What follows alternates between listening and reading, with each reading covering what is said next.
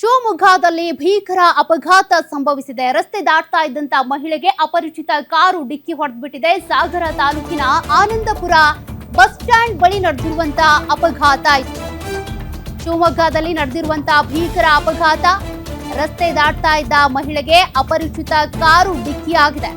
ಸಾಗರ ತಾಲೂಕಿನ Anandapura bus stand ಬಳಿ ಅಪಘಾತ ಸಂಭವಿಸಿದೆ.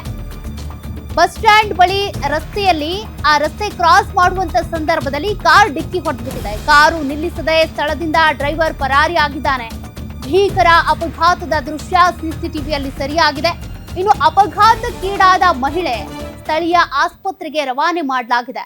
ಆನಂದಪುರ ಪೊಲೀಸ್ ಠಾಣಾ ವ್ಯಾಪ್ತಿಯಲ್ಲಿ ನಡೆದಿರುವಂತಹ ಘಟನೆ ದೃಶ್ಯವನ್ನ ನೀವು ಗಮನಿಸ್ತಾ ಇದ್ದೀರಿ. ಸಿಸಿಟಿವಿಯಲ್ಲಿ ರೆಕಾರ್ಡ್ ಆಗಿರುವಂತದ್ದು. ಕಾರ್ ಡಿಕ್ಕಿ ಹೊಡ್ಕೊಂಡು ಹಾಗೆ ಹೋಗಿದ್ದಾನೆ. ಮಾನವೀಯತೆ ಇಲ್ಲದಂತ ದುರುಳ. ಬಸ್ ಸ್ಟ್ಯಾಂಡ್ ಬಳಿ ನಡೆದಿರುವಂತ ಘಟನೆ ಇದು. ಆಕೆ ರೋಡ್ ಕ್ರಾಸ್ ಮಾಡೋದಕ್ಕೆ ಅಂತ ಬರ್ತಾ ಇರ್ತಾಳೆ. ಆ ಸಂದರ್ಭದಲ್ಲಿ ಕಾರು ವೇಗವಾಗಿ ಬಂದು ಡಿಕ್ಕಿ ಹೊಡೆದಿದೆ. ಮಾನವೀಯತೆನೇ ಸತ್ತು ಹೋಗಿರುವಂತ ಕಾರ್ ಚಾಲಕ ಹಾಗೆ ಹೋಗಿದ್ದಾನೆ. ಅಟ್ಲೀಸ್ಟ್ ಕಾರ್ ನಿಲ್ಸಿಲ್ಲ. ಆಕೆ ಬದುಕಿದ್ಲೋ ಸತ್ಲೋ ನೋಡಿಲ್ಲ.